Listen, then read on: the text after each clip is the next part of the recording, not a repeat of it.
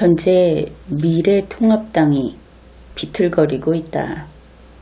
그런 뉴스가 나오고 있습니다. 다름 아닌 공천관리위원장 자리가 비었다 하는 것이죠. 김형호 씨가 사임을 했다. 이러더니 또 공천위 해산 이야기가 나오는가 했더니 금세 이석연 씨가 승계한다. 이런 이야기가 나오고 있는 것입니다. 왜 이런 문제가 생겼는가? 그것은 김미균 씨를 강남병에 전략공천을 했다. 이렇게 되었죠. 그런데 결국은 그 사람이 친문재인 SNS 기록이 발견이 됐다. 이 정도, 그 정도까지 알려져 있습니다.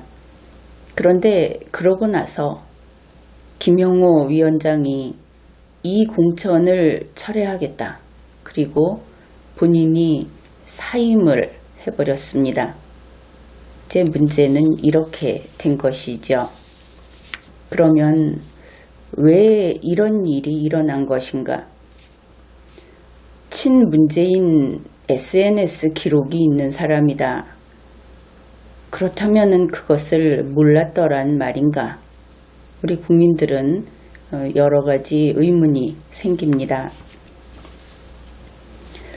우선 여기까지 온 데에는 혹시 더불어민주당의 전술에 휘말려 들어간 것이 아닌가, 이런 생각을 해볼 수 있죠. 선거 전국이라고 하는 것은 험악하기 짝이 없습니다. 그래서 별일이 다 생길 수도 있다. 그러니 그런 의문을 가질 수도 있는 겁니다. 이 34살 된 여성은 더불어민주당에서 지역구 출마 제의를 받았다고 하죠. 그러면은 더불어민주당에서 쉽게 대충 그 사람에게 그런 제의를 하지는 않았을 것이다. 그렇게 생각해 볼 수 있습니다. 그러니 여러 자료를 수집을 하고 그래서 검토를 하고 그리고 이 사람이면 되겠다. 그래서 그런 제의를 했겠죠. 그렇다면은 더불어민주당 측에는 그 여성에 대한 자료가 쌓여 있을 겁니다. 이미 다 파악하고 있다. 이렇게 봐야 하겠죠. 그런데 이번 일이 그동안 잠잠하게 있다가 그렇게 긴 기간은 아니었지만 3월 12일 미래통합당에서 전략공천을 확정을 하고 그래서 강남병이다. 이렇게 밝혀진 이후 바로 그 직후에 34세 여성의 과거 기록이 폭로가 된 겁니다. 마치 기다렸다는 듯이. 이런 이야기가 있죠. 포수가 새를 잡을 때 그 새가 풀숲에 있을 때는 새소리가 들리고 그렇게 새가 지저귀고 놀고 있을 때는 건드리지 않는다. 그런데 그 풀숲을 벗어나서 창공으로 막 날아오르려고 할 때 그 순간에 쏴버린다. 이런 이야기가 있는 겁니다. 이번에도 보면은 그와 아주 흡사한 양태를 보이고 있다. 그것을 알 수 있죠. 그러면은 더불어민주당이 포수인가? 그것은 아니라고 봅니다. 새를 잡는 것이 목적이 아닌 것이죠. 더불어민주당은 그러면은 어떤 성과를 거뒀는가? 그들이 의도했든 하지 않았든 이미 결과가 나왔으니까 우리 모두 알고 있습니다. 아주 대단한 큰 득점을 했다. 그것을 알 수 있죠. 다름 아닌 미래통합당의 공천위원장을 날려버렸다. 이겁니다. 아주 대승을 거둔 것이다. 그렇게 평가할 수 있겠죠. 그러면은 이런 결과만을 가지고 본다면 그 34살 된 여성은 스파이 노릇을 한 거냐, 작전 세력이었던 것이냐, 이렇게까지 갈 수는 있는데 그것은 바람직하지 않다, 이렇게 봅니다. 왜냐하면 음모론이 돼버리기 때문입니다. 그래서 우리는 그런 이야기는 배제하기로 합시다. 그러면은 이번에 이 큰 패배가 상대방의 전술 때문에 그렇게 됐다고 한번 추측을 해본다면, 그렇다면 김형호 씨는 죄가 없는가? 그것은 그렇지 않습니다. 김형호 씨가 그렇다고 해서 깨끗하다, 이렇게 말할 수 없다 하는 것이죠. 그동안에 있었던 일들, 보도된 것만 가지고 봐도 우리는 충분히 이런 판단을 할 수 있는 겁니다. 먼저 김형호 위원장, 그리고 이석연 부위원장, 이 사람들은 34세 여성이 더불어민주당으로부터 지역구 공천 제의를 받았다 하는 것을 이미 알고 있었습니다. 그러니까 외견상 이 위원장과 부위원장 두 사람이 그녀가 전향자다 하는 것을 알고 있었다 하는 것이죠. 그뿐 아니라 이석연 씨가 언론에 밝힌 것이 있습니다. 공천심사 면접 때 내가 직접 확인했다, 이렇게 밝혔습니다. 부위원장이. 그렇다면 위원장과 부위원장이 그녀의 과거, 지금 밝혀진 SNS에 있는 기록, 그 정도쯤은 아무것도 아니다, 그렇게 판단한 것을 알 수 있죠. 결국 지금 뉴스에서는 34세 여성이 전향자다 하는 것이 마치 대단한 일처럼 그렇게 보도가 되고 있는데, 미래통합당 이 위원회 안에서는 그것은 큰일이 아니었다, 그것을 알 수 있습니다.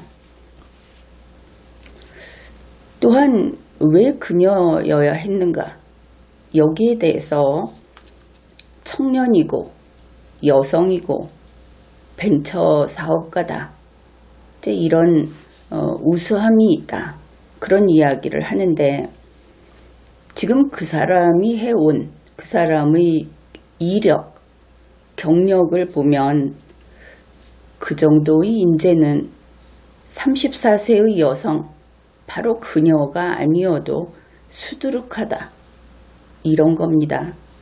그러니 결국 이러한 설명은 우리 국민들이 왜 그녀여야 했는가 하고 묻는 그 질문에 답이 되지 못한다, 그런 것이죠. 게다가 34세 여성을 전략 공천한 지역이 서울 강남 병입니다. 노른자위다, 이렇게 말할 수 있겠죠. 그런데 물론 이런 말을 할 겁니다.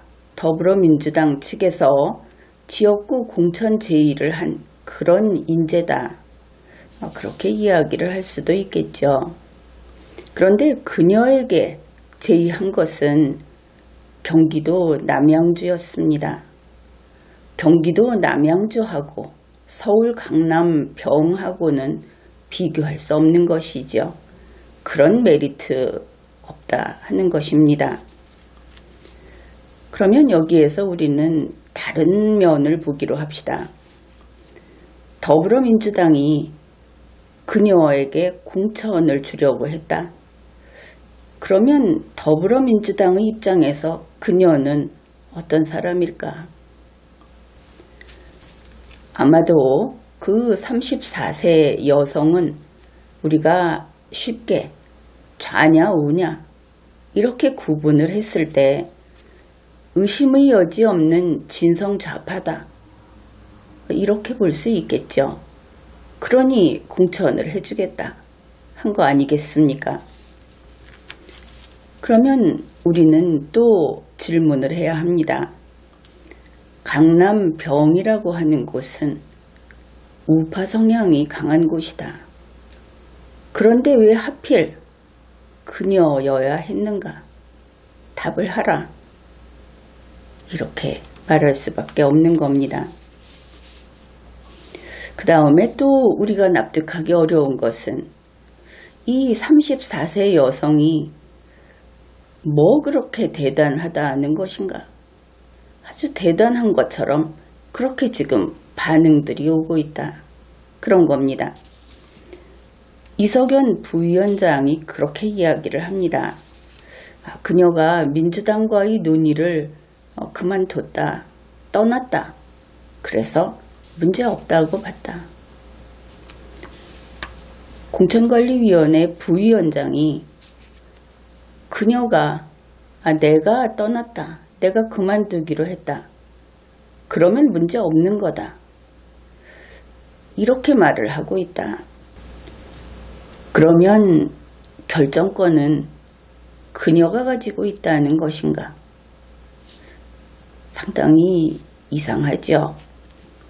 공천심사, 그 면접에서 선정이 되려고 다들 얼마나 조바심을 합니까?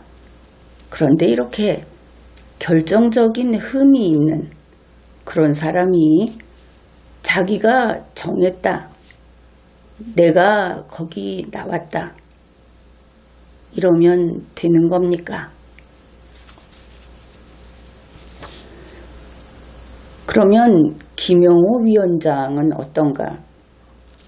지금까지 본 이런 많은 의문이 있는 그녀를 강남에 내리꽂았습니다.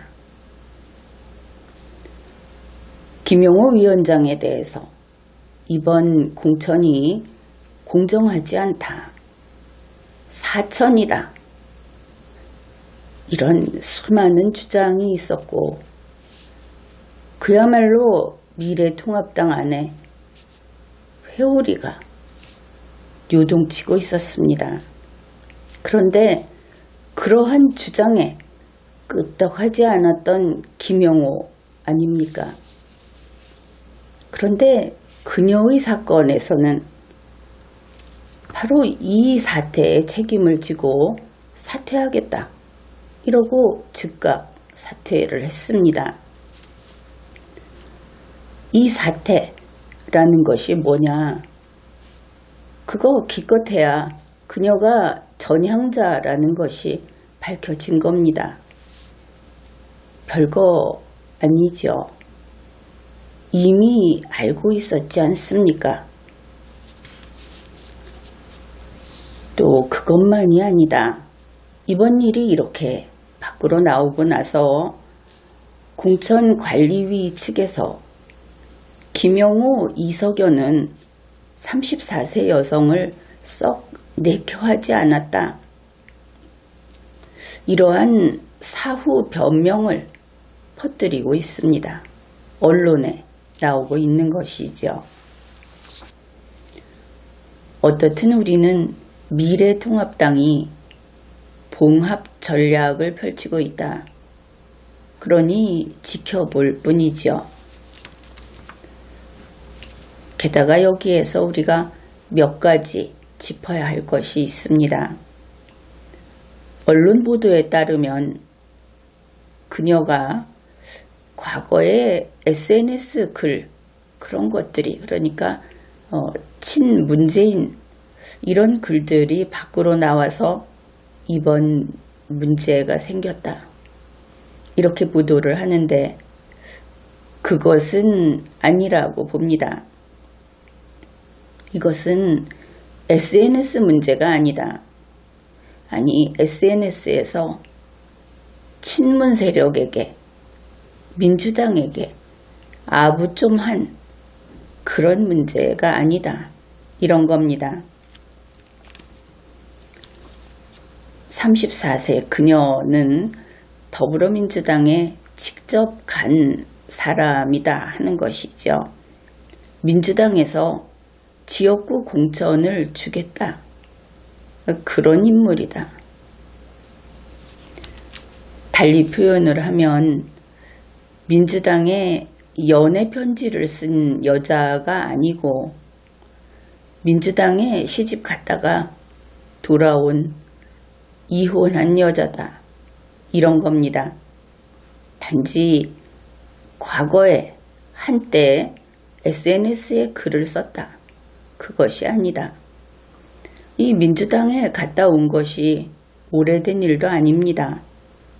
그저 한 달 전 이런 것이죠. 미래통합당 공천관리위원회 측에서는 이런 말도 합니다. 상품은 괜찮은데 소비자가 싫다고 한다. 이 소비자를 우파 유권자 이렇게 생각을 해봅시다. 과연 그럴까? 그건 아니라고 봅니다. 이번에는 이 상품이 불량품인 겁니다. 미래통합당에서는 이런 식으로 봉합 전략을 펴고 있다. 냉정하게 이 정도 이야기가 나오면은 어떻게 말을 할 수 있을까? 상식적으로 이런 일은 비리라고 합니다. 바로 이런 경우 미래통합당 공천관리위원회가 윗대가리부터 저 바닥까지 아주 푹 썩었다. 그래서 썩은 냄새가 풀풀 난다. 이런 것이 통상적인 평가입니다. 김형호, 이석연의 비리다. 이것이 1차적인 그리고 건전한 상식이 있는 세계에서 나오는 평가인 것이죠.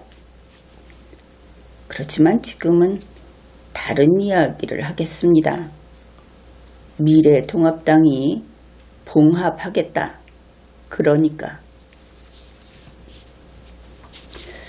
그런 것이죠. 만일 이것이 더불어민주당의 전략이었다.